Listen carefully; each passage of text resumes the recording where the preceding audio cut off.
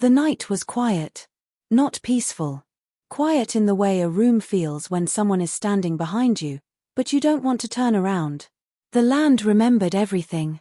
Every footstep. Every scream swallowed before it could finish. Some places don't forget. They wait. People think evil announces itself. It doesn't. It whispers. Soft enough that you lean closer.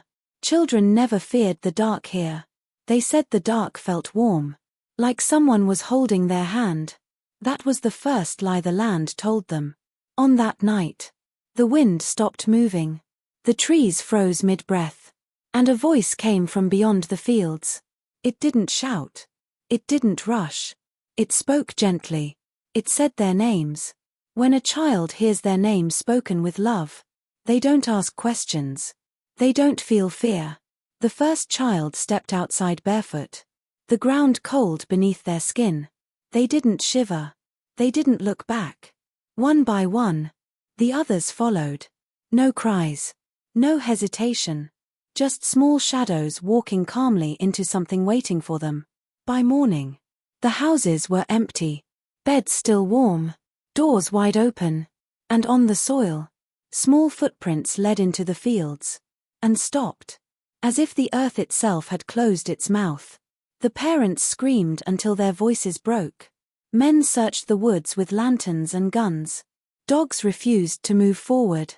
Animals know when the rules have changed. Nothing was found. No blood. No struggle. Only silence. Weeks passed. Then months. Time dulled the edges of fear. That's when the laughter started. Soft. Distant.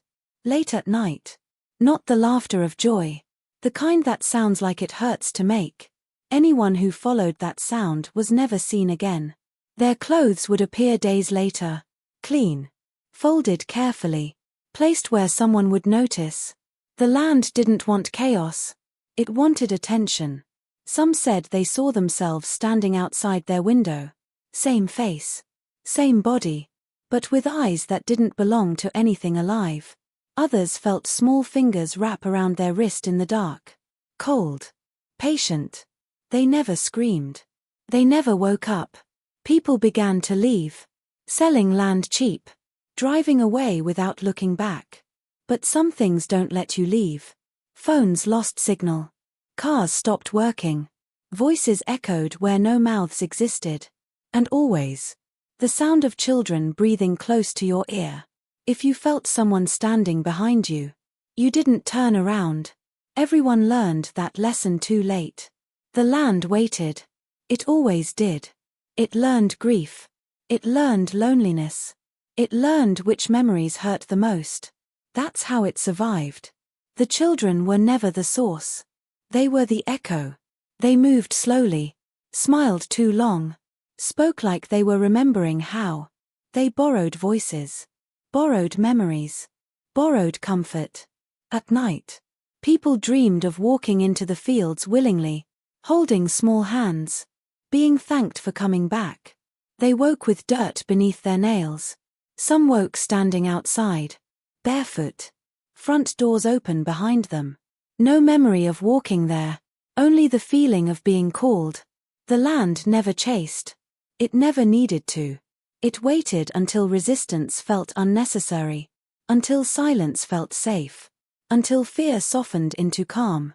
The children sat closer now, not watching, observing. They knew when someone was ready. Memories faded gently, names first, then reasons. The room felt wider, older, like it had been expecting them. The presence beneath everything never spoke. It remembered. Not bodies. Impressions. Voices. Feelings. Something new learned how to call someone by name. Somewhere far away. A house went quiet. Somewhere closer. The land listened. The silence settled. Not heavy. Final. Nothing was taken. Everything was given. So if, after this ends, the dark feels familiar, if silence feels like company, if your name sounds softer in your thoughts, that is not imagination. That is remembrance. The land remembers you. And now, you remember it. The calm is complete. The children step back. The land continues. Quietly. Patiently. As it always has. And always will. Somewhere, far away. Someone pauses in the dark. They feel that familiar calm. That strange sense of being watched without fear. They lean into the silence. And the land listens. Silence.